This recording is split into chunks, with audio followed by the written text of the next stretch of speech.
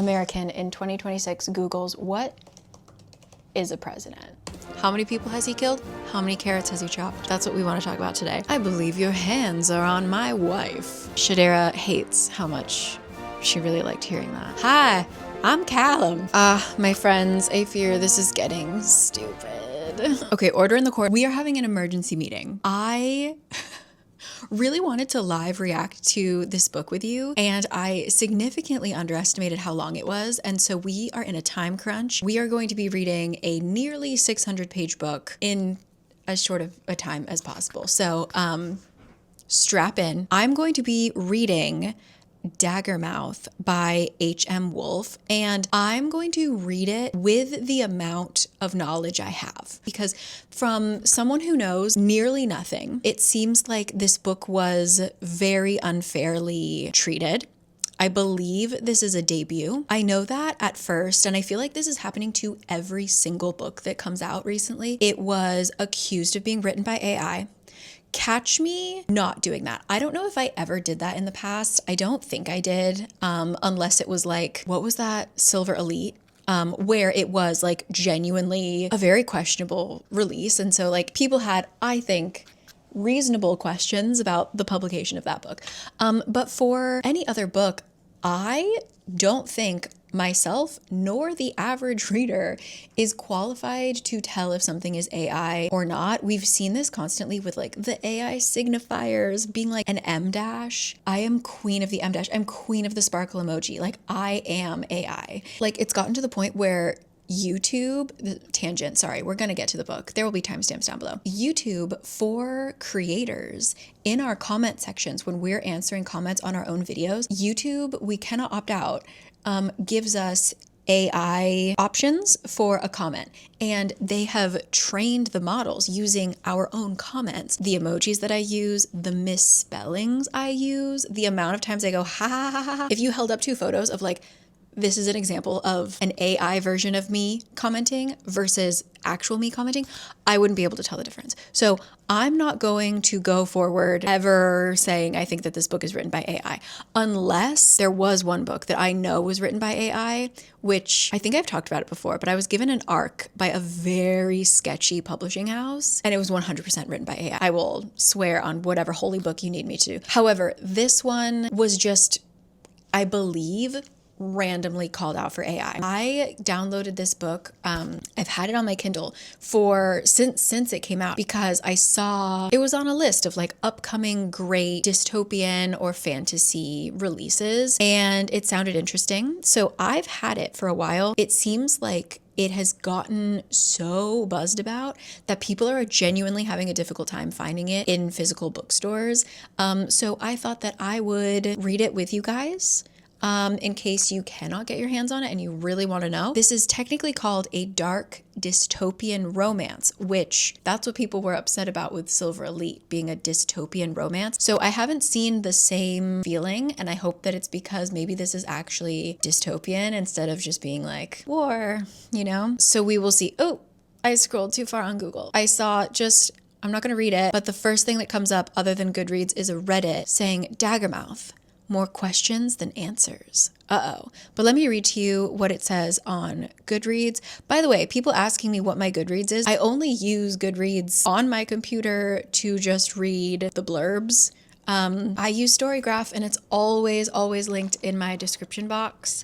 I don't give star reviews for anything, but you can see what I'm reading. Holy smokes, that's a lot of words. This is like a full chapter instead of a back of the book. Okay, so this is part of a series, and the series is called The Heart. Okay. The thing on the front says, he is her ruin. She is his rebellion. All right. It is sitting at a 4.46. All right. That's high, with nearly 33,000 ratings. So when I first looked at it, it had a high rating, but nowhere near. I don't even think we were in the 10K. So it has recently really exploded. I'm going to confirm that this is a debut. It is not. It is not. They also wrote The Book of Sin. Oh. Is that why? I don't know. So this author, I don't know if this is why people were bringing up AI, but just from like me looking,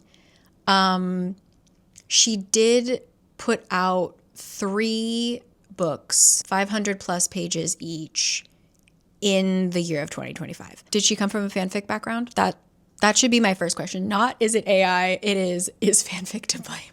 People who write fan fiction are just a different breed. But anyway, again, I know nothing. So no, this isn't a debut, but I believe this might be a traditional debut. Anyway, let's move on. Let's just talk about the book, okay? Set in a corrupt surveillance state ruled by the masked elite, this true enemies to lovers dystopian romance that's Conform meets V for Vendetta follows a mercenary who botches the assassination of the president's son and ends up forced to marry him. I swear to God, I didn't know what this was about going into it. I'm literally shaking. That's so funny. Wait, so she's a mercenary. She's an assassin who fucks up an assassination and has to marry the man she was trying to kill, who happens to be the president's son. Wait, but he's a president? Not a dictator? That's fine. Oh, his name's Grayson. Goddamn. All right, here we go. The first thing you'll need to learn in Newfound Haven is that mercy doesn't exist. The second thing is that from the highest glass atrium in the heart to the windowless slums of the boundary, the Vera are always watching. The last lesson is the hardest, but you must remember it. Love outside of your ring is a death sentence. The city is carved into rings of privilege and poverty, ruled by the masked elite who will do whatever it takes to hold on to power. Obedience is demanded. Rebellion is crushed. Grayson Serrell has spent his life caught between 2 worlds. Publicly, he's the flawless heir to the presidency. How? American in 2026 Googles, what is a president? An elected head of a republic. And yet there's an heir. All right, that's fine. That's fine. So publicly, he's the flawless heir to the presidency. Privately, he's entangled in secrets that could topple the regime. Speaking of president, there goes our military helicopters over my house. Why are there so many? Okay. When he's forced into a political marriage meant to bind him tighter to the government's brutal laws, he finds himself shackled to a bride as lethal as she is unwilling. Shadera Kale is a mercenary raised to kill, not wed. Yet, when her bullet misses its mark, survival leaves her tied to the very man she was sent to eliminate. Trapped inside the corrupt heart of the city, she becomes both prisoner and wife. Her every step watched, her every move tested. Their union is no love story. It's a battlefield. As secrets come to light and betrayals fester within the walls of power, Grayson and Shadera must decide between annihilating each other or burning the city to the ground together. In a world where passion has consequences and loyalty is paid for in blood, their forced bond may be the spark that ignites a revolution, or the fire that consumes them both. Okay, we're gonna start. I believe it has an epic first sentence because when I just briefly opened it to see the page count, it was underlined by a lot of people. I didn't read it. You're getting my first reaction as always, okay? It's got like blood stain action going on. All right, chapter 1. Okay. Oh wait, did I just read that?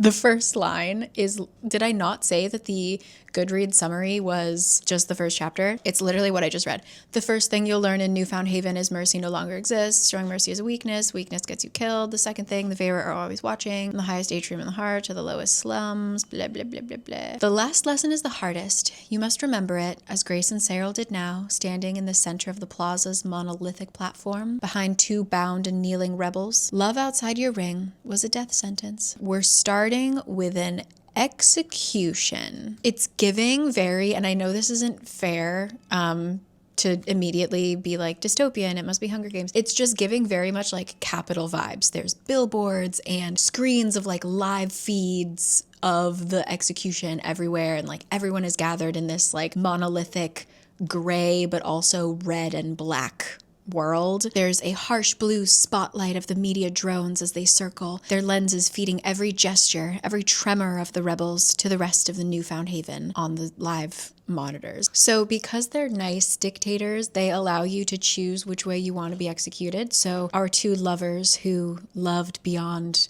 social status asked for a bullet, and he hesitated before he shot the woman, and it was caught on a live stream, and luckily one of the captains stepped in and did it. But and apparently this regime has lasted for 5 generations. There's a lot of like registering biometrics. It's very futuristic feeling. He is in an elevator going to the 78th floor. Yeah, he lives in a penthouse. That must be nice. And now, so it didn't used to be like this, but it's gotten like more and more extreme. Now the elites, even the elites, are not allowed to see behind each other's masks. You're only allowed to see the face of another elite if you are married to them. Oh, but he's a goodie. Okay, so not only did he hesitate before executing people, I know, the bar is in hell, he also does secret drops. He has like antibiotics, meal stamps, bandages, etc. And he will routinely go into the slums of the boundary to drop things that are needed. He like steals it from inside of the capital. And this is where we get mention of the mercenaries, who we assume our main character is from. And they are called the Daggermouths. They're ruthless mercenaries, hungry for blood. These Daggermouths are run by a man named Jaeger Nolan, but they are the reason why Grayson's brother is dead. So we go with him on one of these routine drops where he is handing out the medicine and things like that. And it says, "It should have felt heroic,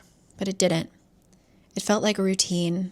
It felt like the desperate act of a man who couldn't reconcile the crimes he'd committed against the very people he was trying to help. Grayson's involvement with the resistance was the only reason he didn't fight the masks. It kept him safe, unseen, anonymous. Anonymity was a privilege the other rebels were not afforded, a privilege he was only given because, in the light of day, he held up the very laws that oppressed them." He then gets called to talk to his father about his little hesitation thing, and as punishment for his loyalty kind of being questioned, he is going to be matched with someone named Moraine, and his wedding is in 5 days. Okay. His father says, "There's no place for hesitation in this family, Grayson, or in this city. If you doubt yourself, you're already lost. If you doubt me..."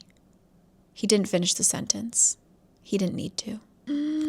Okay, update. We are 42 pages in. We are at about 7%. I'm really liking it so far. It's very visual. I can see every single scene. It's a little bit, not steampunky, but very like dark, grimy, futuristic city, which I'm enjoying. One thing that I don't understand is the whole mask situation. So all of the elites have to wear masks, and I feel like in a society that is so like, any dictatorship is built on paranoia. Like, you have to be paranoid AF to be a dictator and like not trust anyone. So making everyone wear masks, I don't know. It's cool for the vibes, but do I think that would actually work in government? I don't know about that. Anyway, and another thing that I like, I'll get into it in a second, but our author is making it very clear that Grayson, even though he is going along with so many things that his father asks him to do, such as being the executioner, his heart is not in it. He is trying to find a way to get out of this, to undermine his father, and we learn a bit more about his family in chapter 3. I think that was the problem with, I think, a lot of enemies to lovers nowadays. The revealing that the bad guy isn't that bad is kept to the end. Like, that's like one of the twists of the story, is like, oh my god, the romantic interest that was a baddie but hot is also not a baddie. Like, I'm sick of that way of telling a story. And so our very first chapter is us understanding that Grayson is, while he is a part of the system, he doesn't want to be. And we will see to what lengths he will go. But chapter 2, we meet our girl Shadera. So Shadera is a mercenary. She was orphaned. We find out that both of her parents, who just worked at like, what was it? a laundromat. For reasons unknown, they were killed by Grayson's father. The language is a little vague. I can't tell if it was like killed by officers that were like working on orders given from the dictator, or was it actually Grayson's father himself that pulled the trigger? I don't know. I'm not sure if that matters. Either way, it all leads back to the dictator, right? And she's an actual badass. Like, she's a bloody killer. She's like walking into the bar and everybody kind of gets quiet because, quote, she'd broken her last assignment in half. Literally, a cardinal ring snitch. The cleanup crew was still scraping bits of them out of the storm drains. She's not like a dainty little assassin that just like poisons people. She like brutally rips people apart, okay? And then when she is given the role of killing the president's son, the boss, Jaeger, is like, are you up for it? Like, this is probably the most dangerous job you're ever gonna have. And she says, of course I'm fucking up for it. She scanned the brief, already memorizing the information supplied. You want the mask or the corpse? And she basically says, like, it would be an honor to kill him. The rage that boiled inside her at even the thought of that name, the Cyril family, burned a hole into her soul. It was that family name, that family's legacy, that created the oppression of Newfound Haven. It was that family who was to blame for all of the suffering in this God-forsaken city. And so she's like hopping right to it, right? She gets the brief. She heads back to her apartment to be like, let's plan this, baby.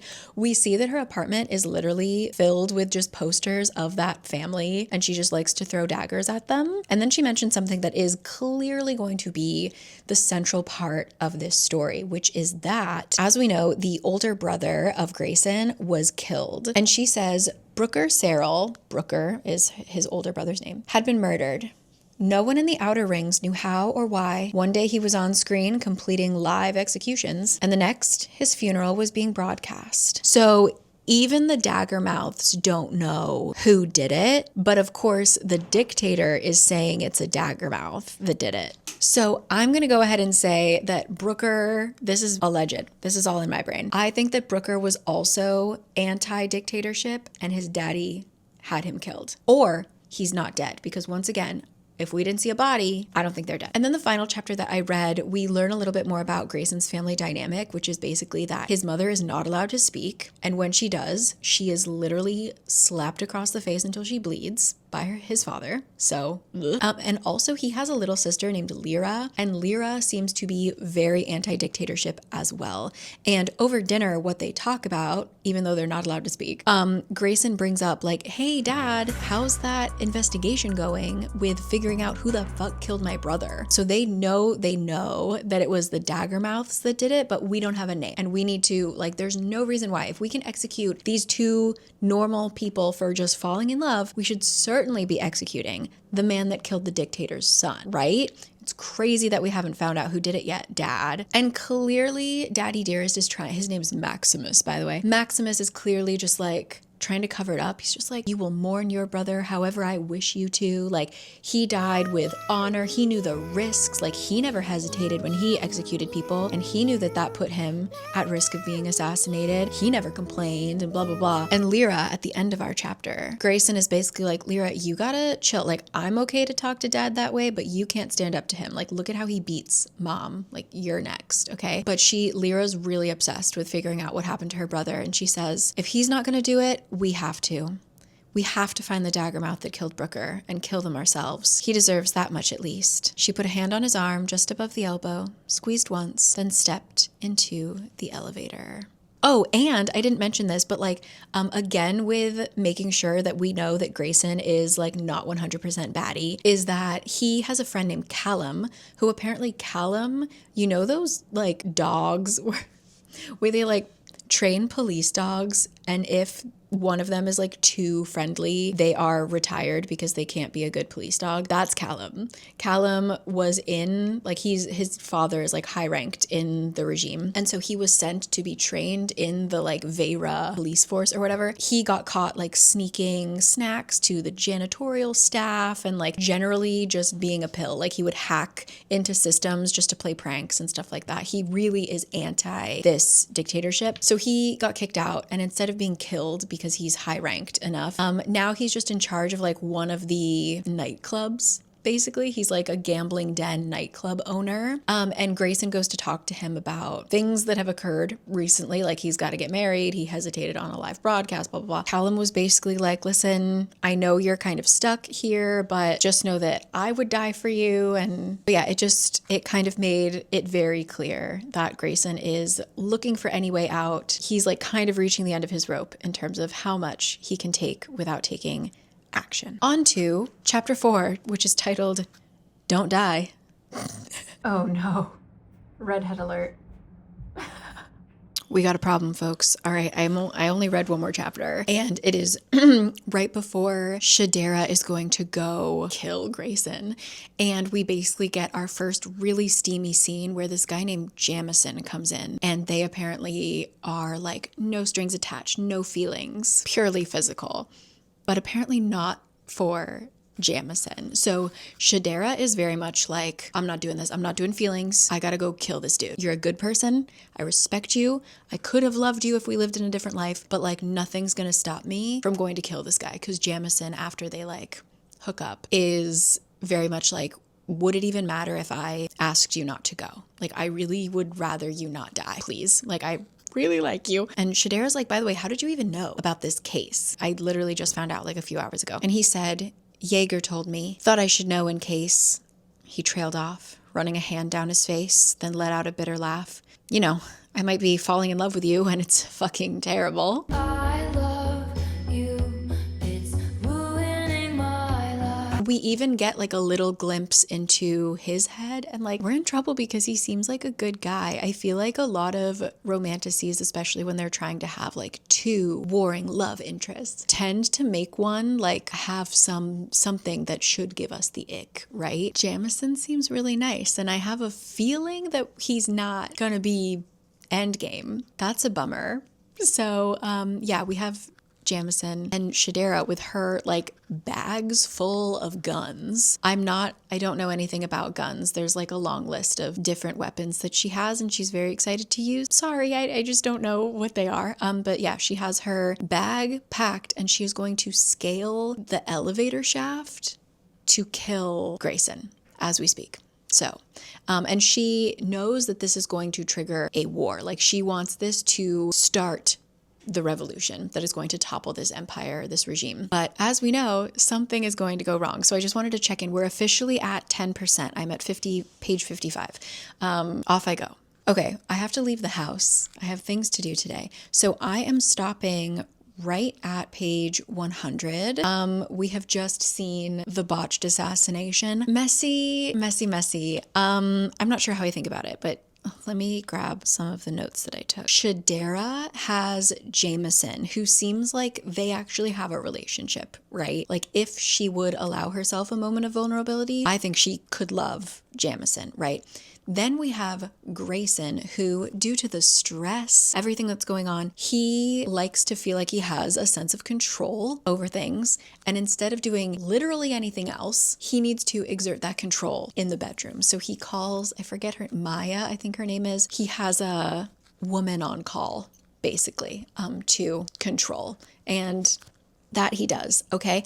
Then he goes to go get married. Also, I do want to say, I did really like this scene where Shadera climbs the elevator shaft, which was very well written and actually really scary. Like at one point, the elevator almost decapitates her. She finally gets into like the first level where she's going to start climbing around the house. And it's like a garage and she hears somebody drop a metal tool and she freezes and she manages to sneak off after like staying hidden for a really long time. But then we flash to Grayson's POV, which by the way, this is also written in third person, which then we switch over to Grayson and he's the one who dropped the tool and he's in the garage because he's like hiding the medicine that's going to be part of the next drop.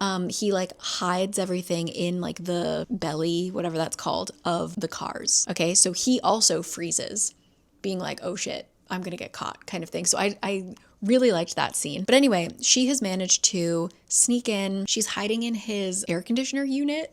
She jumps down to kill him. They fight. They are well matched, but she ends up shooting him in the gut. And when she goes to deliver the headshot, he is like, thank you so much. Please do it. And she's like, no, you're not supposed to like this. Like, you're supposed to be begging me for mercy. And he's like, girl, like, please, I have been waiting for this day. And so she's just kind of staring at him like, what the fuck? When all of the guards start to bust in, this is like milliseconds before he's supposed to have his wedding, right? So he decides, like, apparently she's not gonna shoot him.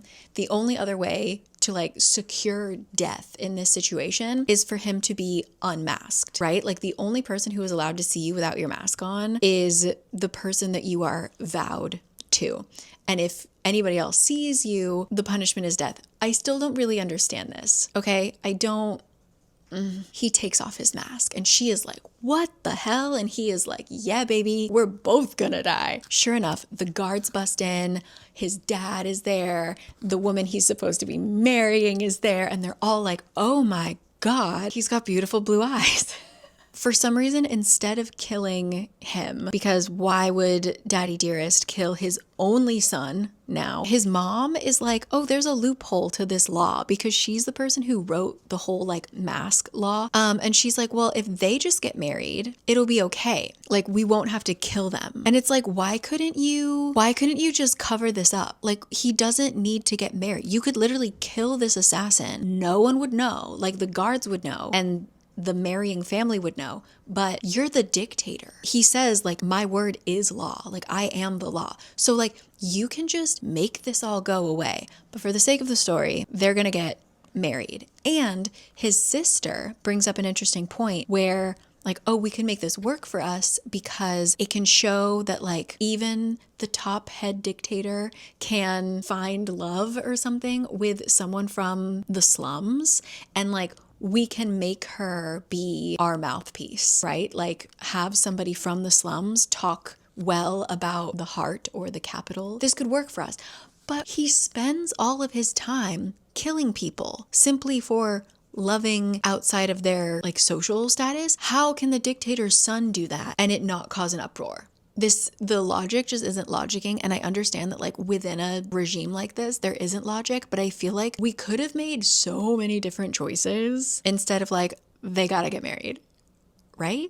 Also, why the woman who was supposed to be his wife, why aren't they gonna speak out? Because apparently the girl's mom is really sick and will not survive a day outside of the very luxurious hospital that the dictator is allowing her to be in. And then he would also send all of them to the slums and they would slowly die or something like that.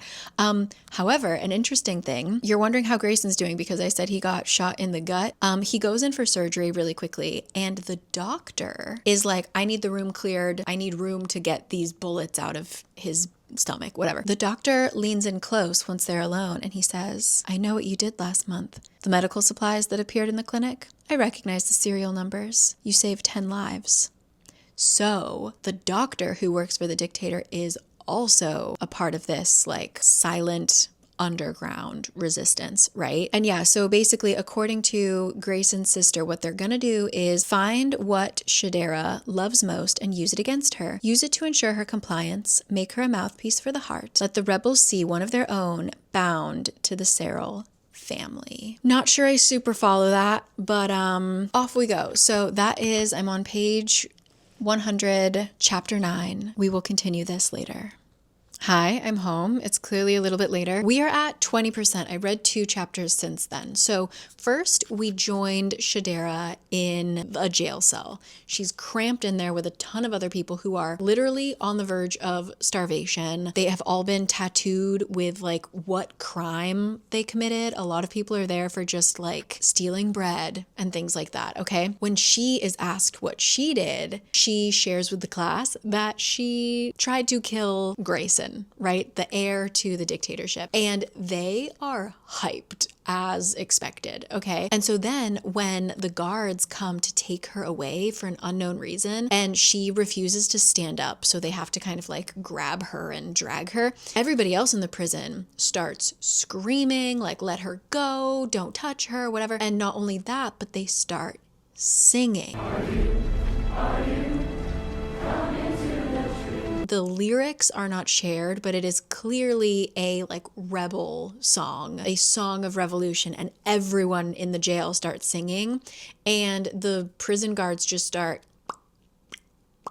picking him off. It's chaos. It's ugly. Nobody stops singing. Eventually, they walk away with Shadera. They bring her to the president's office where they also go get Grayson. And it seems like a lot of the medical staff are like part of the underground movement. We knew that the doctor was, but it turns out actually the nurse is as well. She's like, listen, I know that you are a part of the like medicine distribution channel. Like if you need me to do anything, blah, blah, blah. So there seems to be a lot of people kind of undercover helping. But Grayson and Shadera are brought to the president's office to be told that they are going to get married. Another boring day in the life of Hallie Richmond.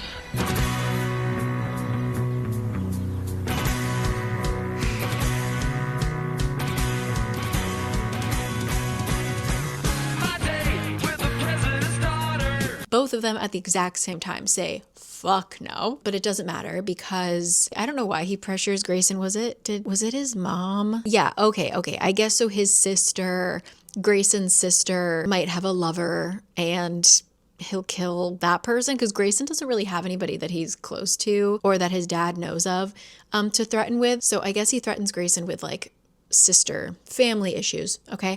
But somehow for Shadera, they know about Jamison. They have like they show from like a CCTV. They have footage of Jamison, of course, working at a clinic for orphaned children because he's a good guy, capital G, capital G. And they're basically like, yeah, we know everyone that you love and we will kill them if you don't do this. Okay. Also, Grayson is like, this is crazy. This is totally betraying Brooker's memory, my brother's memory, because he got killed by a Daggermouth. And Shadera is like, pardon? If a Daggermouth killed your older brother, everyone would know. Like, we would be parading in the streets. This would be the best news we've ever heard. Who told you it was a Daggermouth?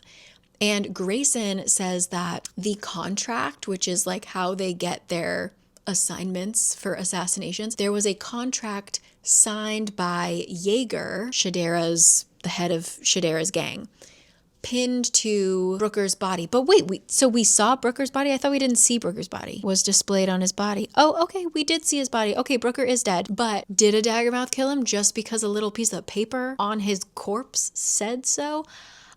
I don't know. That's where we're at currently. They have like a week to, Grayson needs to recover from some of his wounds. Shadera just gets to chill, I guess. They have to move in together into Grayson's penthouse apartment and make nice. Also, randomly, just to like show that the rules don't apply to him, the president took off his mask. Shadera has seen his face. Apparently he's just like a soulless guy. We're gonna continue. This is actually going quite fast and off I go. Yeah, guys, I don't know what we're gonna do. I love Jamison. We get a whole scene in his POV and he is just so fucking pissed that Jaeger gave her this contract. He finds Jaeger and is like, first of all, he's being followed by like multiple drones. So he knows that something is up with Shadera. And so he goes and finds Jaeger and he rips into him. He is like, you should never have given her this contract. You knew that this was super personal to her. She wasn't going to be in the right mindset. Sure enough, like the reason why she got close to Grayson, she was going to kill him from afar, but she was like, no, I want to look him in the eye when I kill him, which is messy. And she did that because it was very personal to her. So he is damn right. And he is just so pissed that Jaeger is not doing enough to get to her because he has information. Jaeger knows that she is in the prison, that she is alive, etc., that she failed to kill Grayson. And Jaeger's just sort of like, I don't know, man. Like, she failed her job and we're trying, but it's not easy to break somebody out of prison. And in the meantime, she's doing a great job, like riling up the revolution. And Jamison is like, you need to get your ass in there and get my girl out. And he starts yelling at everybody in the bar. It's like the gang hangout. And he's like, listen, I know everything about her. And he just starts like listing so many things. And he's like, she tattoos the name of everyone she's ever killed on her body. And Jaeger is sort of like, listen, even if we get her out, she's probably been tortured. Like, she's not going to be the same girl anymore. And Jamison's like, well, I'm going to go get her. Okay. All by myself if I have to. He says, I'll find whatever's left of her and bring her home, he replied without even having to think, and I will love whoever she's become. There had never been an easier answer. Jameson meant those words. He would never leave her to die. He would never abandon her. He would give everything if it meant she had the chance of survival. But Yeager agrees to try a little harder. He's like, give me 3 days and I'll try and scrounge up as much information as I can, and then you can go on your little suicide mission, okay? So what are we gonna do? Is he gonna die? Because he keeps saying over and over again that like some people are worth dying for. Does that mean he's gonna die? Because I feel like that's the only way. He would have been a doctor if he had been born anywhere else, but because of where he was born, they didn't have medical school, so he found old textbooks and he is trained and he cares for injured children. And I'm getting heated. We're at 25%. I'm liking this so far, though. Like, compared to so many other, like, enemies to lovers or dystopian kind of romance-esque books I've been reading recently, this one so far, I'm enjoying it. And we haven't even really had any interactions with our 2 main characters. So, okay, the next chapter is called My Sweet Spineless Heir. Hi, I have since showered. We are at 30%, just really quick. Bad sign when it starts to get boring when the 2 main characters get together. Yeah, so they are locked together in Grayson's apartment before they get married. They are just like beating each other up.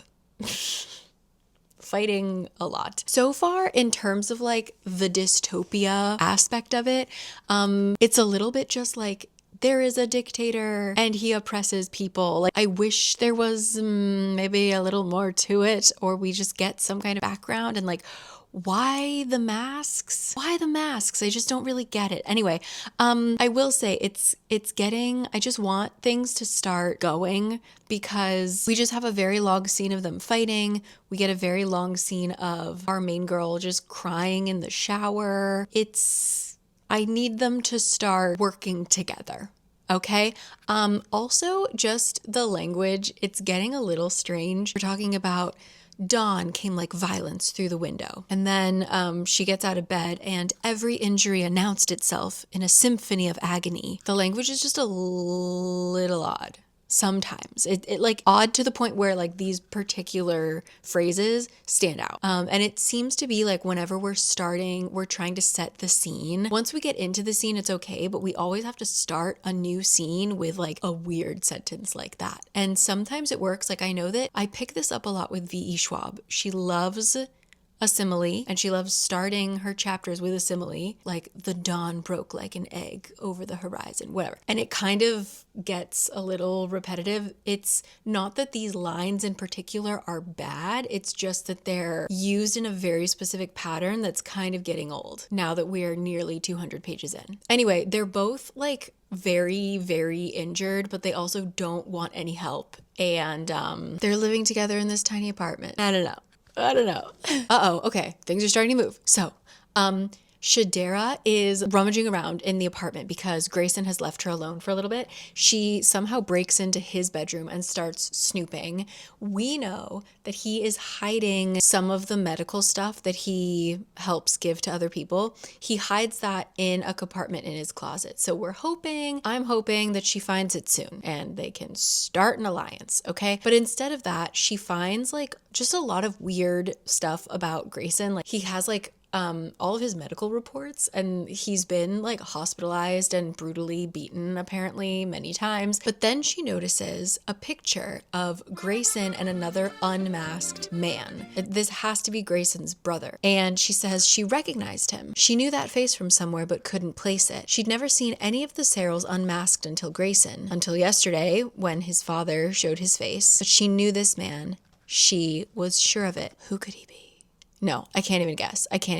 And they keep getting into arguments about like which version of killing is worse. Him being the executioner for the Empire, killing people for like ridiculous reasons, or her killing for money, for credits, for whatever. Grayson says, the only difference is that you get to choose your contracts. I don't. We're both murderers. We just pay a different price for those deaths. And what price do you pay? Shadera spat back at him. His eyes flickered to the papers on the floor behind her. So quickly she almost missed it. A shadow fell over his eyes.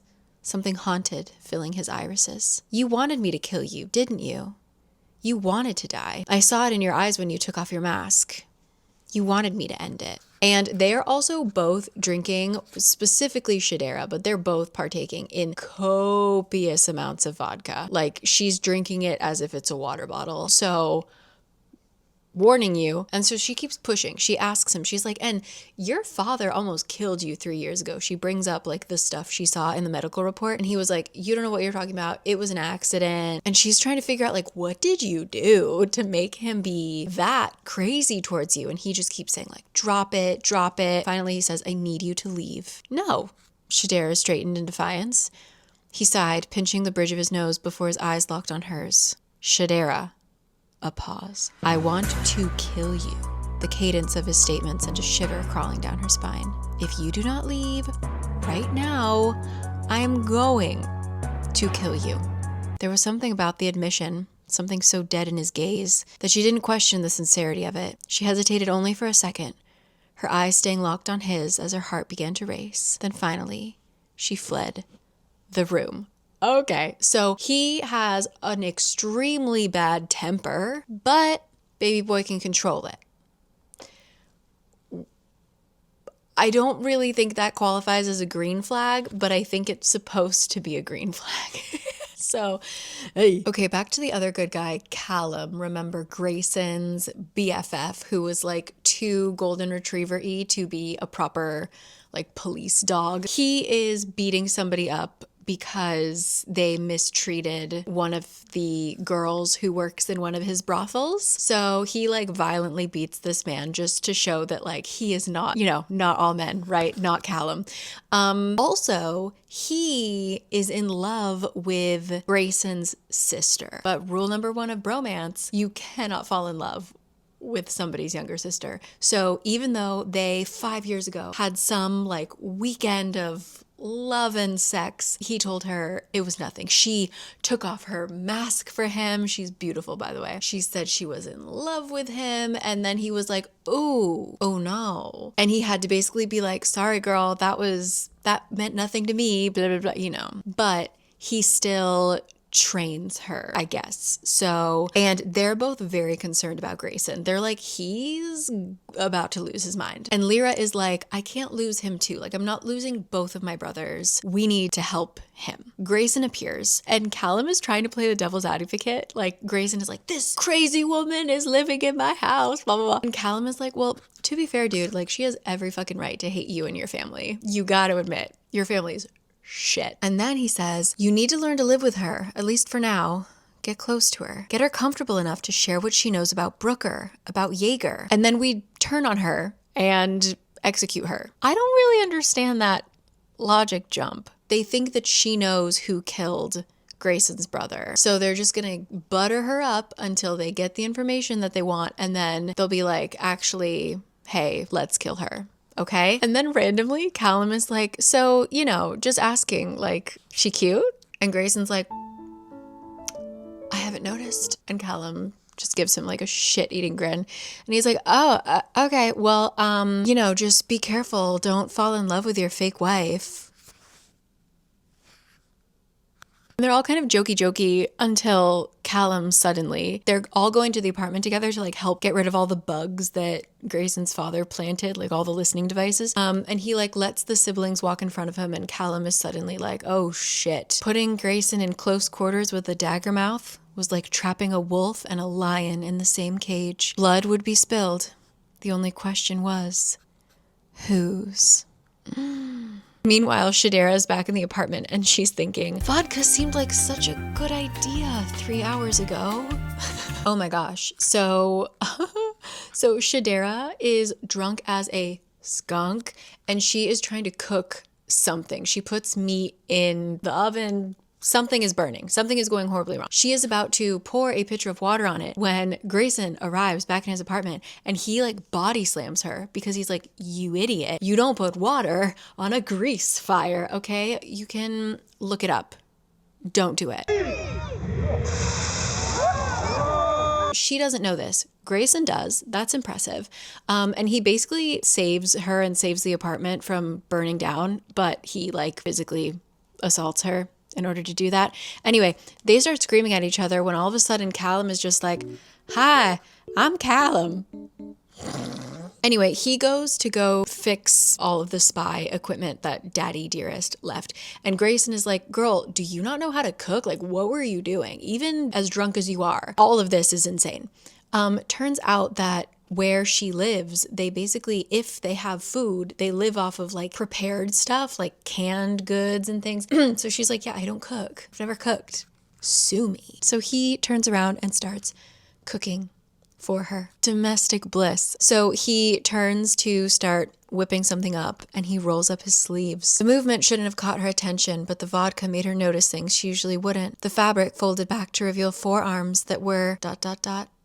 She took another drink. They were just arms.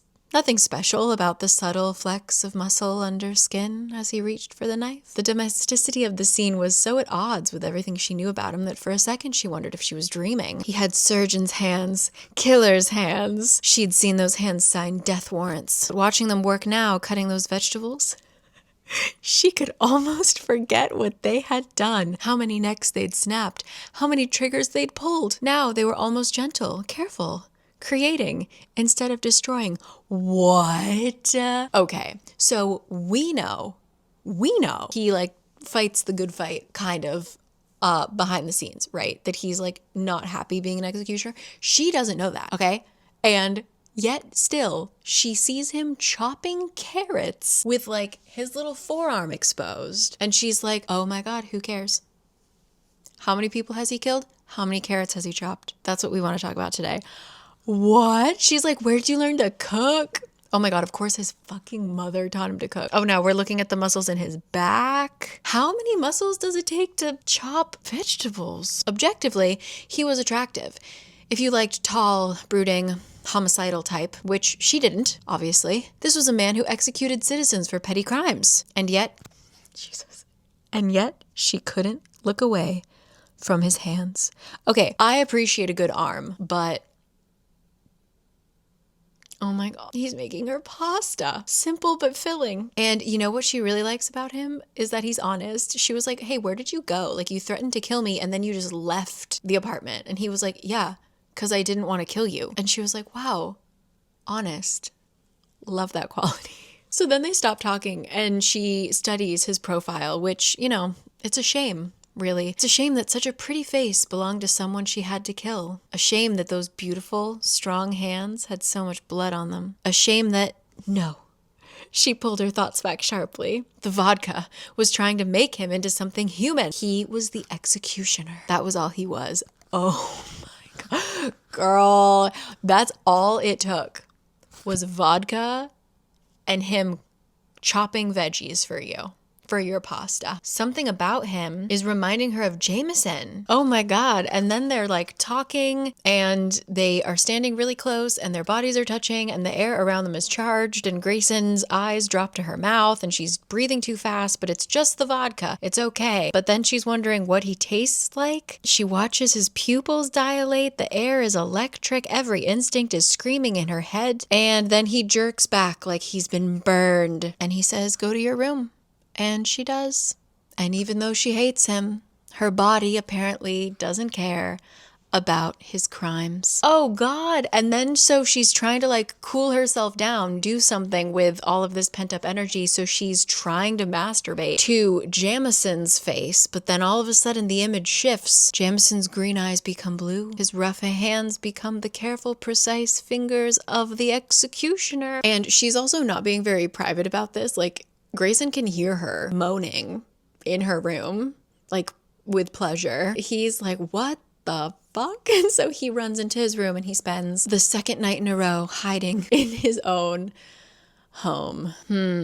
So currently we seem to know a lot about Grayson. Like, Grayson has showed us various parts of his personality. We're still with Shadera. We're still only getting angry and like, "Oh, I hope that they don't kill Jamison." But other than that, she's just angry. And like, to be fair to her, in her position, maybe all she feels is anger. too like valid, but it just is making Grayson feel like a little bit more of a complex character than Shadera right now. I would like to see her, other than her warring, you know, her body versus her morals. I'd like to see more of Shadera. We are on page 215. We are 40% of the way through. My final check-in before I go to sleep. We made it to 50%.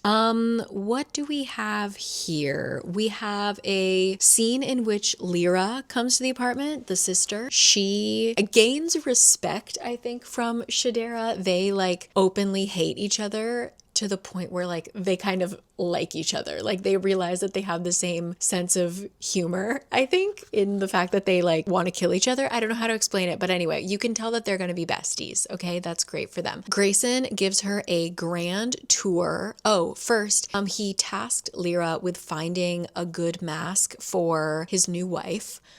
Something that like really she would like really Shadera's style and would kind of be like a middle finger to his father. And sure enough, she gets basically like, it just looks like a skull, and it is totally not, it's technically a mask, but it's also not what a mask should look like. And so it's like perfect. Okay, great. It's the first gift she's ever received. So she's like a little bit wooed. Grayson takes her on a tour of the Capitol.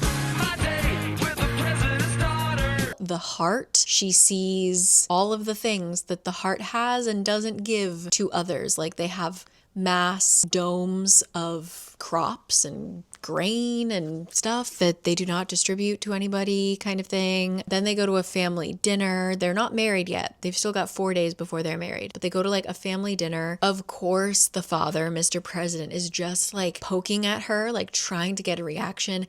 And then here's the kicker. He mentions her lover, Jameson, and he's like, what do they call him down there? Ghost. And we know that that's his nickname. Like he isn't in charge of the Daggermouth gang, but he has like this small kind of militia that he runs, and his title is Ghost. And that, first of all, Shadera like goes still and tries to be like, who? Jamison who? But also, interestingly, Grayson goes still, because who is his main contact in the Boundary where he is making all of these like medical drops and things like that?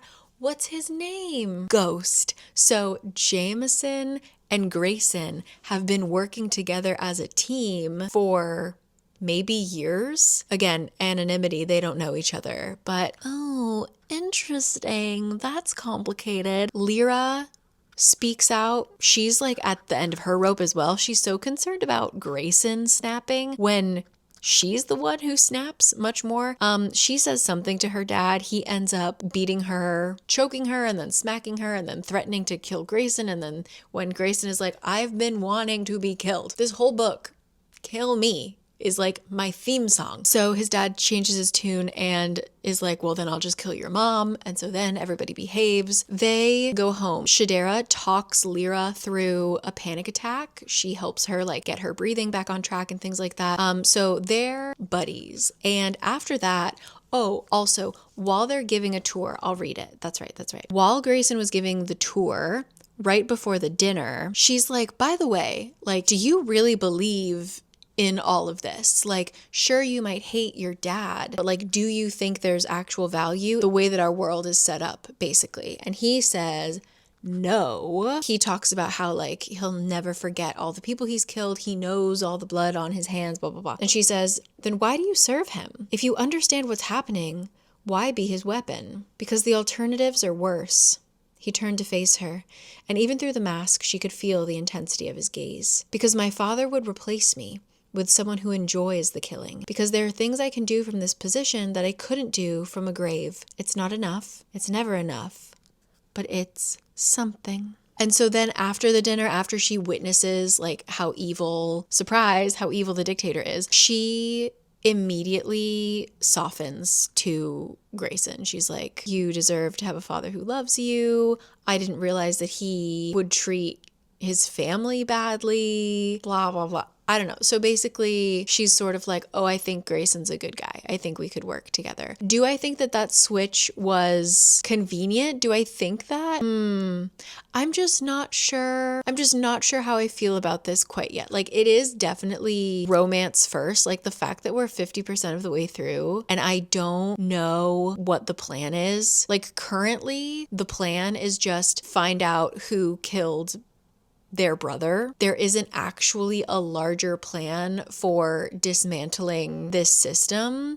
And the siblings are just constantly complaining about how they're in a prison and how they can't do anything. And especially the sister is like, well, I'm a woman, so I really can't do anything, even though she's also in charge of like the media and the PR, this dictator of this regime. I'm not super buying it. I feel like the dystopian elements are not fleshed out quite enough. Like, how does this man have so much power? I'm gonna need to sleep on it, but that's where we're at now. We are at 50%, and basically it seems like everyone is anti-dictatorship except for the dictator and maybe some of the guards, like the Vera guards. Every doctor we've met, Grayson has a like butler, I guess you would call him, named Chapman, who is paid handsomely, and he has constantly asked him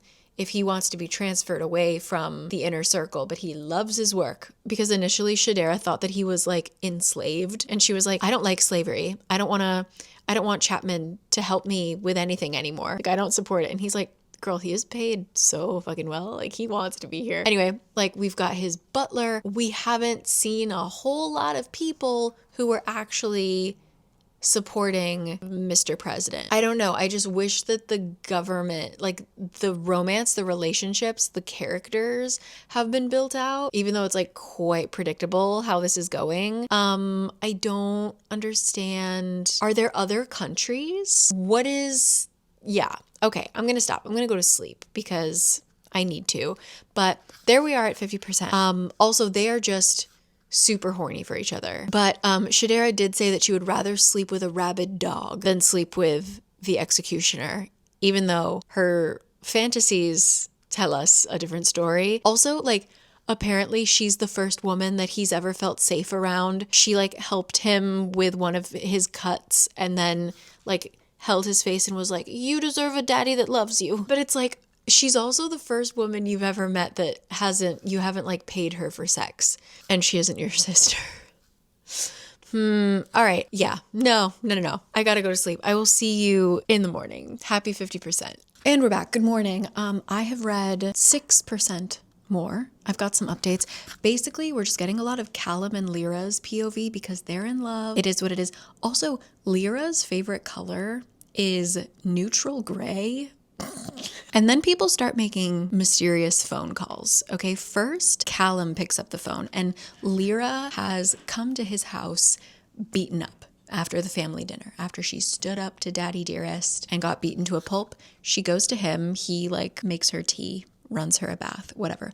While she's in the bath, he picks up the phone and he's like, hey, we need to meet tonight. And whoever he's talking to is like, sure thing, but I need an extraction. And Callum is like, I cannot do that right now. Like, the president is doubling all of his security everywhere. Like, there's just no way we can do anything. And whoever he's talking to is clearly talking about Shadera and is like, no, she needs to know that we're trying to get her out. And Callum is like, I don't really give a fuck about her right now if it fucks with my plan, but you can send one person that is going to be able to talk to her. But if they try and get her out, I will kill them. Nothing gets in the way of this plan. And they go back and forth, but it ends up they're going to meet tomorrow night, and whoever this is, we're assuming it's Jameson, is allowed to bring 2 people who are somehow going to talk to her. And Callum's plan, which we don't know, is essentially like, it's clear that the president is getting more and more antsy and acting a little bit strange. So clearly he's planning something. I don't really know how he got there. It seems to me that he's always been this deranged, but maybe he's more deranged than usual. And so Callum is like, whatever he's planning, it's gonna happen soon. And so we, the rebellion, need to strike ASAP. And at some point, Lyra also makes a weird phone call. We don't know who it is again, but she calls someone who is like in her contacts, but she's never used the number. And whoever picks up is like, this is a surprise. and we don't hear the conversation. Then we get a little bit more of the president, and it's unfortunate that this book started out strong, and the second the main characters meet, it just falls apart. There's no background of like any of this political structure. How did the regime start? We know that it's been 5 generations worth of this family. The mask law, like a lot of things just don't seem to really make sense. And the president is really concerned about the effect that the Daggermouth, Shadera, is having on his son. But like, why? I just can't get over this. Why did he agree that they should get married? Like, this is his wife's idea, his wife and his daughter, who we just get a full chapter of him being like, women are the weaker sex. They have no brains. They don't deserve to live. Basically, he tortures his wife for just simply speaking at dinner. So why would he accept her suggestion to get out of like a scandalous situation? So it just doesn't, I don't know. And then why would he already knows that his son, Grayson, is not agreeing with the way that he runs things? He's like really pissed at his wife for giving him weak heirs, right? So he already knows that Grayson is like, his loyalty is shaky. Why would he agree to give him so much alone time with a known rebel? Like, it just isn't, none of this is making any logical sense. And so it's really hard to believe anything that's going on, and we really don't know. We're 56% of the way through. We'll continue. We have entered the messy part of the book. I saw this all coming. Honestly, this is all so very predictable that it's kind of, I'm fighting the urge to skim because I know everything that's going to happen, except for like a couple names that get dropped. Basically, Lyra had mentioned to Grayson, like, hey, you should probably tell Shadera about like what happens in the vow ceremony. And sure enough, they have like their little wedding, but then afterwards there's like a Versailles French royalty kind of ritual in which everybody gets to watch them consummate the marriage. Okay. So we're gonna have that, apparently. Then they like have a moment where she like yells at him and he's like, I'm so sorry, whatever. And he grabs her hand. They froze like that, hand in hand, neither pulling away. Her skin was warm, calloused, marked with the scars of a life lived in violence. So different from the soft, pampered hands of heart women. So real. So he is crushing on her because she has calluses and she's not like the other girls who don't work, who cannot work. He describes it like after the vow ceremony, she has to like walk 10 steps behind him, not allowed to speak, not allowed to leave the house, not allowed to... Of course, women's hands are soft there. They are kept imprisoned. But anyway, one interesting development is, sure enough, the people that Callum was talking to, I think, we're pretty sure, was Jameson and Jaeger. They are coming in. They promised they weren't going to try to extract her, but they're totally going to try and get her out. And one of the contacts that they had at the border was Captain Michael or Michael, I don't really know. And he's like the top captain. He's like the only captain who has a name in this book. He's really close with the president. So once again, I am asking, who other than the actual president is pro-regime? There's not a single person we have met so far who isn't secretly in the rebellion. I don't know. So anyway, they are going to get into the heart and they're going to meet everybody at a nightclub, at Callum's nightclub, because Grayson was like, Shadera, I think you need a night of fun before all of your freedom is taken away after the vow ceremony. So let's go to a nightclub. She agrees. Grayson goes to like check on Callum for a second, leaves her alone, and who grabs her but Jameson? Oh, Hallie! Reed! Yeah! Wow, look at you! What are you doing here? So here we go. He is like, I'm not gonna leave without bringing her home. And I feel like she's sort of like, I wanna stay. I don't... my friends, I fear this is getting stupid. I didn't want it to. Jameson is like, we gotta go. We have a way to get you out. Let's go. And she is like, actually, yeah, I will go. But then right when they're about to make their escape, Grayson walks in and he has this big old line of like, excuse me, Jameson, I believe your hands are on my wife. Shadera hates how much she really liked hearing that. Duncan, you're jealous. Me? No. See, I don't get jealous of guys that have been featured on America's Most Wanted, all right? Basically, Grayson is like, hey girl, remember the reason why you're not running away and the reason why we're doing this whole damn thing is because my father is going to kill Callum, my sister, my mother, Jameson. He knows where he's been following Jameson with drones. He knows where all of your clinics are. He knows where all of your like gang hideouts are. He's going to bomb everyone you love and protect. So why are you leaving? Like, did you just not think? And Shadera is like, oh yes, you are correct, sir. I did not think. They get into this fight that isn't a fight of like, I'm not your property. And he's like, yes, you are.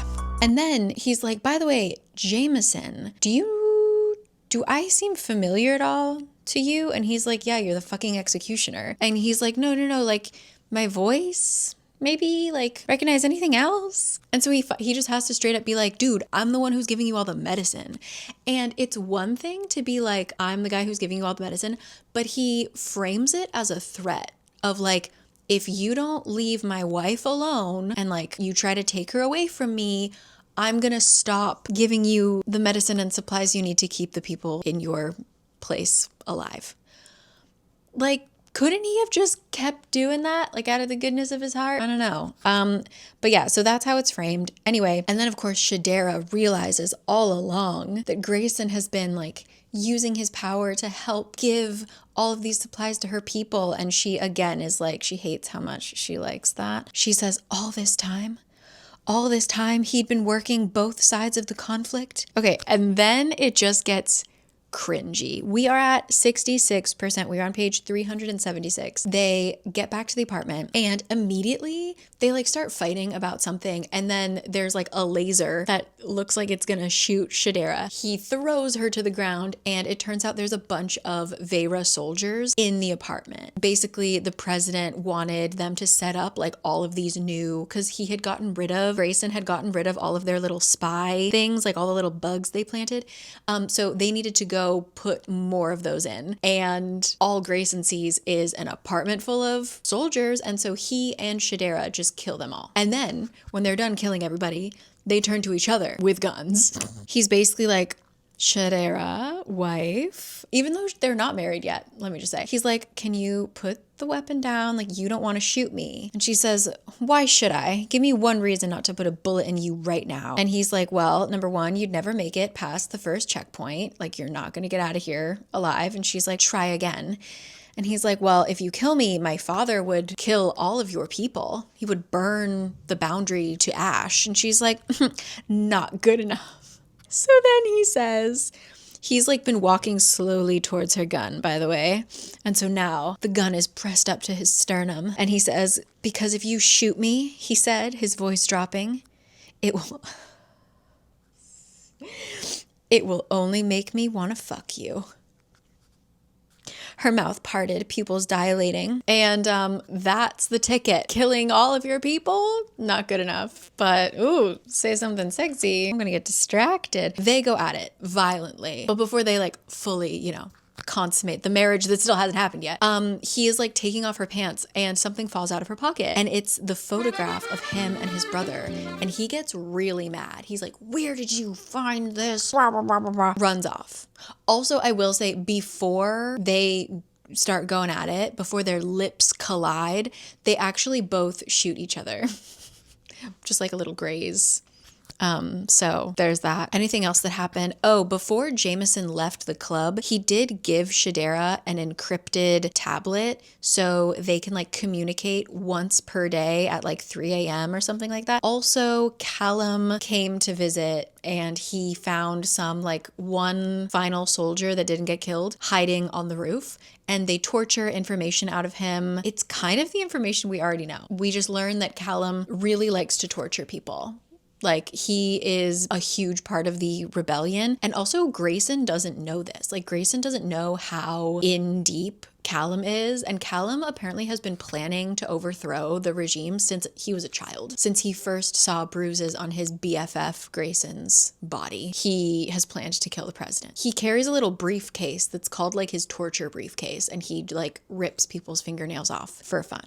Okay, so we have that. Oh, he's actually using a hammer to break this guy's kneecaps. That's what it is. But then we finally get new information, and basically they are creating bombs. The president is making bombs that are different. They are designed specifically for the outer ring. So we have like the heart, and then there's the cardinal, and then there's the boundary. And these are incendiary, gas, things that will destroy human life but leave buildings standing. The president says the rings have become too populated, too unmanageable. He's testing them on the cardinal workers. That's why they haven't gone home. They're dead. They're all dead. He's calling it the culling. When is this scheduled? Whenever they perfect the gas. Why would he do this?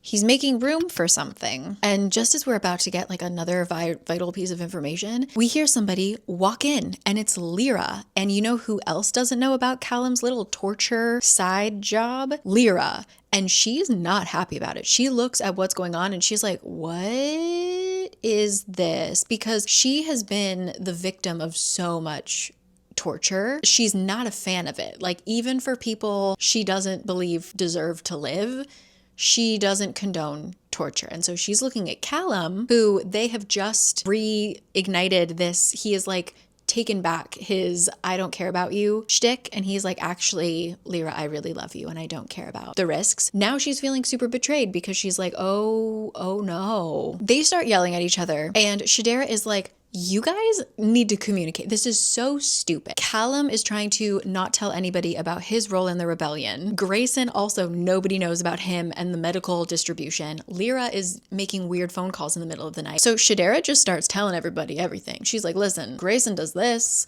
Callum is like, oh my God, Grayson, why didn't you tell me? We're laying it all out. Okay, it is 72%. It is time that the gang all gets on the same page. But Callum is like, listen, this is great. I love that we're communicating, but I haven't finished my little torture session and I'm worried that he might bleed out. So can we go check on Officer Webb? And Lyra's like, what did you say? He's like, I gotta go check on the guy that I was torturing. And she's like, no. Name. What was his name? Webb. Officer Marcus Webb. Lyra stayed silent for a long moment, her breathing becoming shallow and quick. Give me your gun, Cal. Callum didn't hesitate. I'll be right back, she said, her voice devoid of emotion as she turned and walked towards the weapons room. And Marcus starts to plead. We hear him from the other room being like, wait, I know you. Don't, please, they made me. When Lyra comes back in, Grayson is like, why? Lyra stared at him, her eyes hollow and distant. He was one of them, she said, her voice flat. One of the ones my father gave me to when I was 14. You never wondered why I was so obedient, why I never questioned father's orders the way you and Brooker did. He needed the Vera's loyalty, so he gave them something valuable.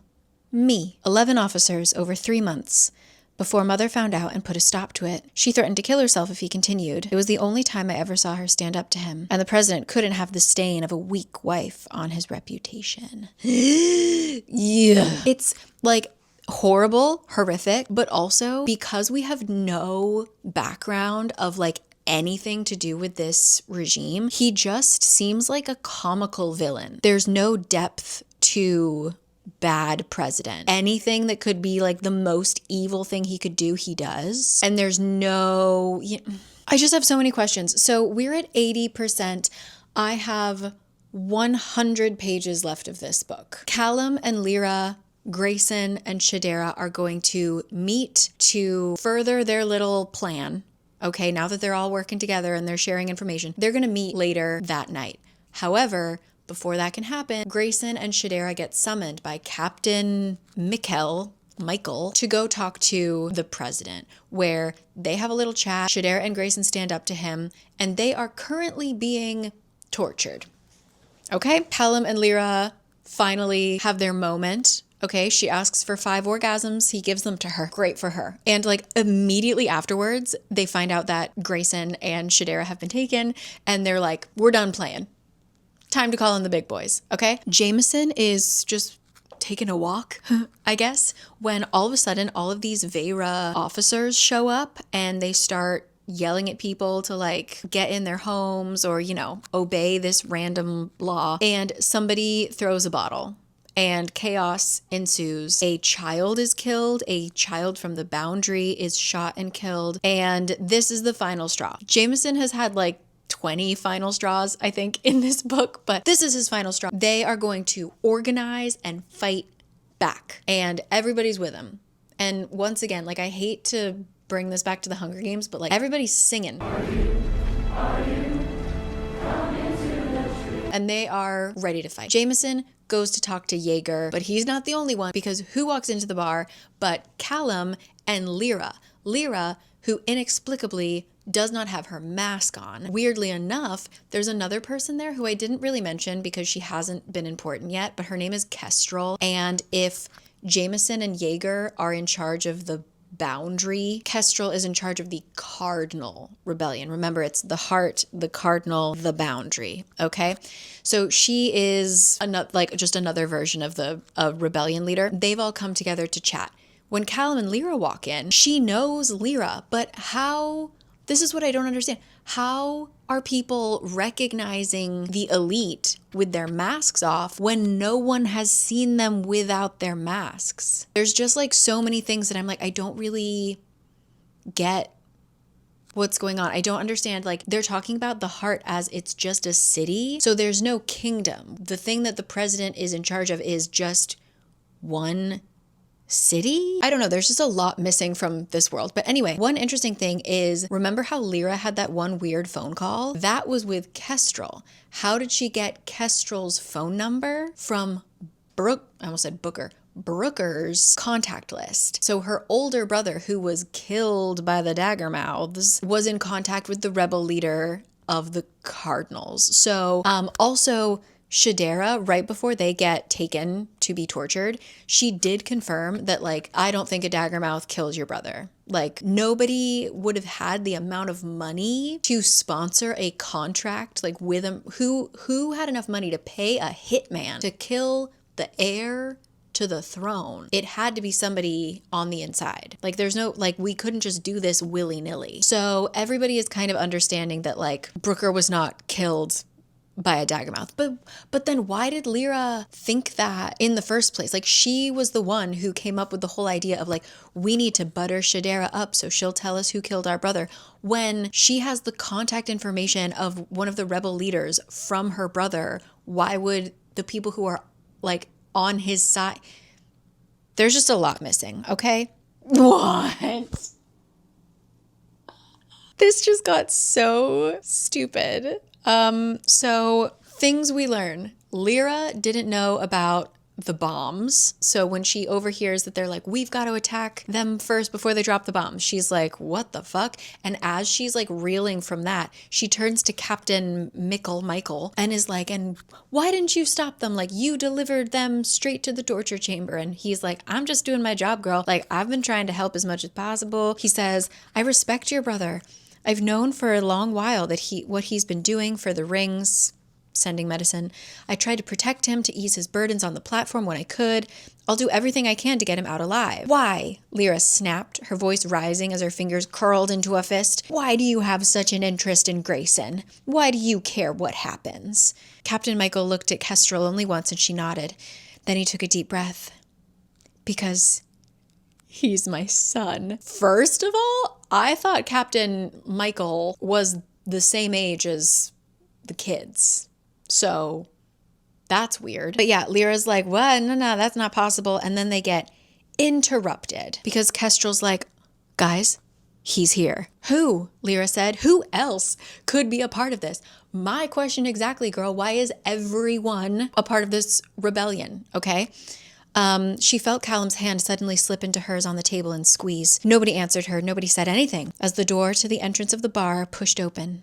Then out of the quiet, a voice she could have picked out of a screaming crowd sounded from behind her. Hey, sis. I told you. I doubted myself because we allegedly saw the body.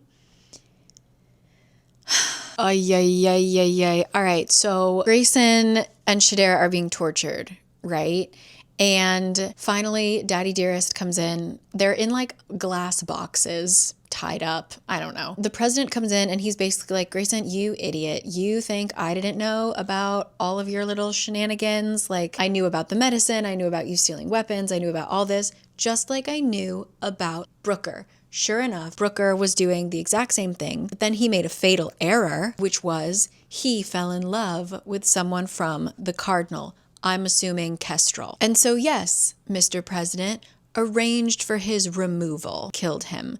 He was the one who sponsored the contract to the Daggermouths, and he got in contact with their very best killer. Who is the best mercenary? Shadera. I used to go to parties all the time with my older brother and his friends. You have a brother? Wait, is he hot? Dibs! He died. Pisses me off. And Grayson's like, no. She said that nobody killed him. Like, she had never heard of this. And she, meanwhile, is slowly piecing together why that guy in the photo looked so familiar. She killed Brooker, which that's clearly a mystery we're going to unravel in a second. She slit his throat, but didn't know that it was Brooker. Or that's what she's saying, at least. Maybe they were all in on this. Maybe it's a much bigger scheme, but that would be really fucking annoying because, okay, I don't. Anyway, she is saying that she didn't know. Her voice, usually so strong, so defiant, was reduced to a whisper. I didn't know he was your brother. There it is, Maximus said. The truth. The woman you love murdered the person you loved most in this world. Rage ignited in Grayson's chest. Oh my God, and Daddy Dearest also tried to he's the one who sent the contract for Shadera to kill Grayson. So he's like, honestly, all of this is my fault, which makes it even crazier that he couldn't have covered this up. Why did they have to get married? Why couldn't he have just covered this all up? This is so stupid. The most powerful man, he controls the media, he controls everything, and yet they still had to do a marriage of convenience for the son he was trying. What? Why couldn't he just kill? Then we flash back to the bar where all of the rebels are, where Lyra sits across the table from her brother, her dead brother. Her mind refuses to process what her eyes are seeing. Brooker, alive, breathing. And Lyra cracks. She's pissed. Like, they're all sitting there talking about something else. Like, they've just moved on from the fact that Brooker sat down at the table. And finally, she's just like, what the fuck? Like, she's pissed off. She's mad at Brooker. Like, he's trying to be like, oh, sis, you miss me? And she is like, no, you ripped our lives apart by faking your death. You left us to just be insane with grief. Like, you made your brother become the executioner with no understanding of what's happening. Like, she's livid. And he is like, yeah, I thought about you every day. I've been just working behind the scenes with my girlfriend trying to start this rebellion. Then she whips around and she's like, and what the fuck do you mean that Grayson is your son? Basically, Captain Michael was betrothed to, or they was planning to be betrothed to the Queen, Mrs. President, the First Lady, but then she for some reason got married to the president, and he had to watch her be married to the devil for so long, and whatever, they had a baby. Okay? Once again, things that just don't seem to make sense. So apparently Jaeger knew that Shadera had been asked to kill Brooker, but he also knew that Brooker was working with Kestrel. So they set it all up. Shadera was in the dark. She tried to kill Brooker. He was still alive. So Kestrel grabbed him and brought him to a medic. Why would the number one hitman in this city not check that her mark was killed? Anyway, and then they just found another body, gave him matching tattoos with Brooker, and then mutilated his face so that they could send a body back. Burned off the fingerprints, pulled the teeth, drained the blood, and replaced it with Brooker's. I don't know if that works. How would they get the blood to circulate? Wouldn't anyone notice? I guess if the doctors are in on it, I don't know, man. This is just... Anyway, what? So then once they got Grayson's contract, they knew what this was. They knew that it was from the president. And so he sent Shadera to kill Grayson because she knew that she would help get him out. But she was gonna kill, he didn't tell her any of this. She was trying to kill him. She was never supposed to actually harm Grayson, Jaeger said. I replaced all of her bullets with blanks, but he missed one of the guns. He didn't know that she has a shit ton of guns, and so she brought a special one, and she didn't replace those bullets. And so that bullet that got in his gut and then him randomly taking off his mask detonated our entire plan. And it was Captain Michael that was like, we're gonna get Grayson out. Like, this is an opportunity. We can fake his death again. Like, we can just do a Brooker 2.0, right? Why couldn't they have let Shadera in on either of those things? Like, ugh. And back with Grayson and Shadera, he's not talking to her because he just found out that she killed his beloved brother, and she's having an existential crisis about it because she's like, oh my God, I am just a cold-blooded killer, and I think I love Grayson, and now he won't talk to me, and so she starts crying. Okay, I've only got 20 pages left, so I'm going to live react to it.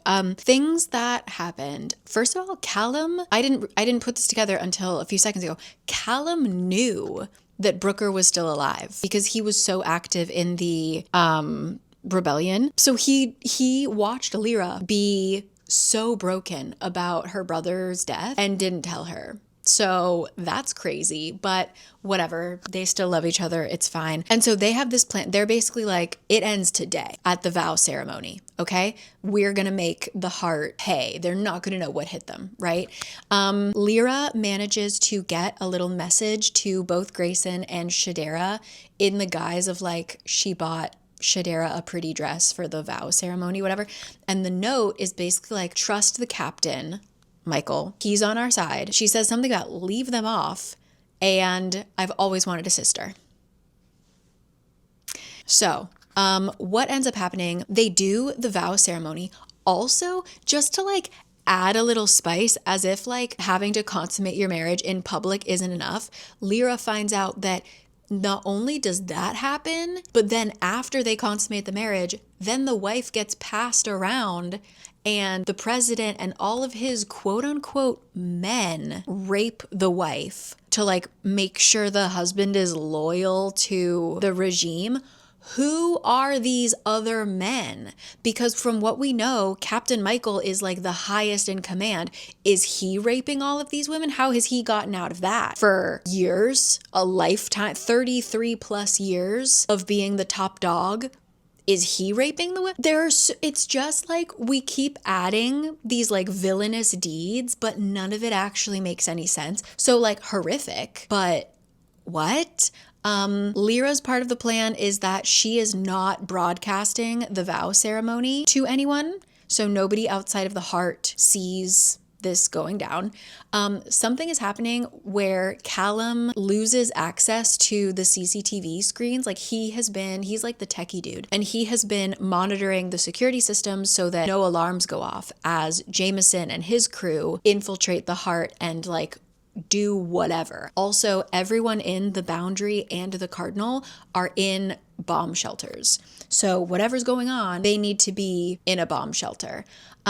They finish the vow ceremony and the president is like, please welcome Mr. and Mrs. Grayson. And nobody claps. So he turns to be like, what the fuck? And Grayson and Shadera are standing there without their masks on. They never put the masks back on. So now everyone standing in the like Capitol Square can see them without their masks. Then Shadera takes off her dress and she's wearing like a white silky underthing, which is supposed to represent like purity and the purity that she's about to lose once she like finishes her vow. And so then all of the women who are watching this also take off their clothes. And Lyra is just standing there like, we've done it. The women have won. What? Callum is watching this happen, okay? Callum's world is collapsing in front of his eyes. Lyra just signed her own execution order. Maximus would kill her for this. Not quickly, not cleanly. What? Then everybody on the balcony whips out a gun and points it at the president's head, including Captain Michael. Okay, Lyra is standing there like, hey, we did it. Oh my God. When the president is like, y'all didn't think that I knew all of your plans. Like, good job, Lyra. Didn't see your little plan coming. But everyone else, come on. Apparently, they have been feeding false information to Callum. Like, he thinks that he hacked the system, but really he's watching like incorrect CCTV footage. So all of the rebels in the entertainment district, aka Jameson and crew, detained. It was bloody. I'll admit, but we managed to keep some of them alive for questioning. The Daggermouths were rounded up like rats. Jaeger, he has something special planned for him. Kestrel is alive. Pity to waste her, but we can, find use for her. Callum, we're gonna take our time. Maybe I'll even let you watch as I peel him apart layer by layer. And Brooker, Lyra asked, what are you gonna do to him this time? Grayson's vision blurred. Grayson doesn't know. Grayson and Shadera don't know that Brooker is still alive, okay? Apparently Maximus is well aware that his son was not killed, which seems weird. Then he yells out at the people like, everybody, go home. This is your president speaking. And everyone disperses. But not everyone fled. The women who removed their masks, hundreds of them, stood firm. Maximus is like, anyway, back to Brooker. Yeah, he is alive. And he has played all of you beautifully. No, Brooker wouldn't what? The president interrupted. Wouldn't serve his father? Wouldn't protect the heart? Wouldn't do his duty? You never did understand your brother Grayson. Never saw that true nature beneath the facade. Then Brooker shows up with a gun to Callum's head. And Brooker's like, yeah, very much alive. Guys, Dad and I came up with this plan years ago. It took years of planning, building my cover, sleeping with cardinal trash, but it was worth it for this moment. He says, you always were the weaker brother. It makes sense that you have a different father. And Grayson is like, And his mom is like, whoop. Yes, Michael is your father. Michael takes off his helmet. Oh my God. Callum tries to break away from Brooker to shield Lyra from the bullets, but Brooker's gun was faster. A single bullet to the back of Callum's head. His body jerked once, then crumpled to the platform. Then a bullet caught Lyra in the shoulder. A bullet caught Shadera in the thigh. Another one grazed Michael's arm. And then who's next, do you think? Grayson, on his knees. The president is like, yeah, I don't have any use for you, my bastard son. Michael moved, jumping in front of Grayson. His body hit the platform, Maximus's bullet finding his heart. And Ilara, Mrs. First Lady, she's been invisible this whole time, right? The silent, obedient wife. She is about to use that invisibility, all right? Nobody's looking at her. She's on her feet in one breath. The next, the three Vera securing Shadera crumpled on the platform. Perfectly placed bullets by mama, okay? They just saw the president's wife, not the predator beneath. Then she spins towards her husband. She removes her mask, forces him to kneel, and she's like, you always thought you were the strong one, but do you know what true strength is? True strength is patience. It's endurance. It's waiting for the right moment. You know who I am? And the president is like, what? She's like, do you know what they call me? Maximus? No, he said. Python. She whispered, they call me Python. And this was mentioned, there is someone named Python in the rebellion who feeds information, but she didn't seem like a very important piece of the puzzle, but whatever. Anyway, she's like, a reckoning is coming, but you won't be here to see it. She pressed the barrel of the gun to his head and pulled the trigger. I am a god, you dull creature, and I will not be bullied by that. The end, y'all. There it is. Okay, questions I have. How is this going to be a series if the only villain is now dead, unless her bullet misses? But even still, they outnumber, everybody with their loaded guns outnumbers the president. The president and Brooker are the only two villains in this entire goddamn book, and everyone else is against them. So I just don't know how this story could continue. I don't know what Grayson is supposed to be our hero, but what did he do other than occasionally give people medicine? Shadera really also didn't do anything other than fuck up her assassination and be like, these rebels need to communicate better. I don't know, it just seemed like everyone was kind of messy and not doing a whole lot. Why does the president know everything that's happening and then still allows it to happen? Why is everyone wearing a mask? Again, are we only controlling a city? Ooh, all right. So, all right. Hi, one more thing. So I just keep thinking about this, and I was just looking at reviews, and I feel like people were saying like this is a really timely book talking about like what's happening right now, especially in the US with what we're seeing with ICE raids and things like that. And I just kind of disagree because there was just so much lacking. I feel like the general message is like, yeah, like fascism bad, which agreed. But other than that, I felt like it was just really lacking in terms of telling us what actually we were up against. The world building just wasn't there. I feel like as readers more and more, I talked about this in, I feel like I talk about Metal Slinger all the time. I'm so sorry. But like, I feel like more and more in books like Metal Slinger, for example, we are encouraged as the reader to fill in so many blanks for authors now. Like they will just mention brooding, brown-haired, tall man, and we insert like, oh, he must be this kind of person without actually ever seeing any evidence of it on the page, just because we like know the beats of these stories that keep getting retold. So yeah, I just like, I'm totally pro anti-fascist stories, but I wish that this had had any actual specifics other than just like a villain, like bad president. Those are my thoughts. Sorry, bye. Also, really interesting that it was a very steamy book, but only really for Callum and Lyra. They had a 25-page sex scene, and I guess they had to get that out of the way because Callum's dead. All right. Well, I read it. We read it together. Congratulations. I will say though, better than the other dystopian romance I read, which was Silver Elite. I feel like if people are going hard for Silver Elite, they should at least read this book. You know what? When I first Googled this, remember when I said I saw that Reddit thread that was more questions than answers? That's how I feel. I have more questions than answers, and not in a good way, like not in an ooh, intrigued way, in like a wow, there are so many plot holes, or just like illogical steps that were taken in this book. Well, all right.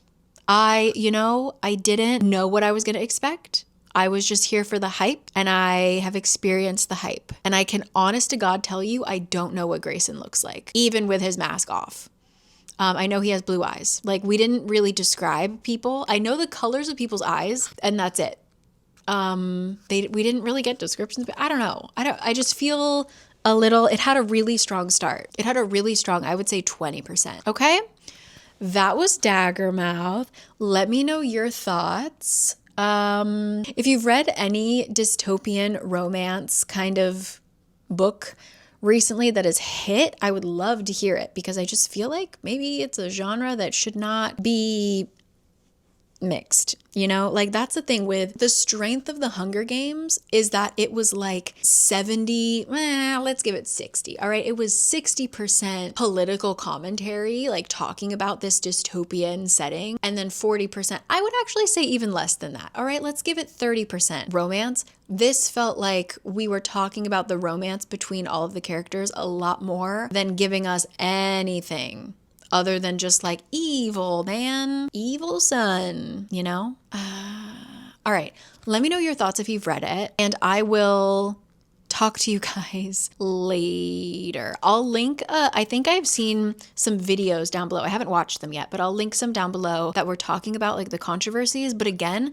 the controversies I've seen are not about the author or the content.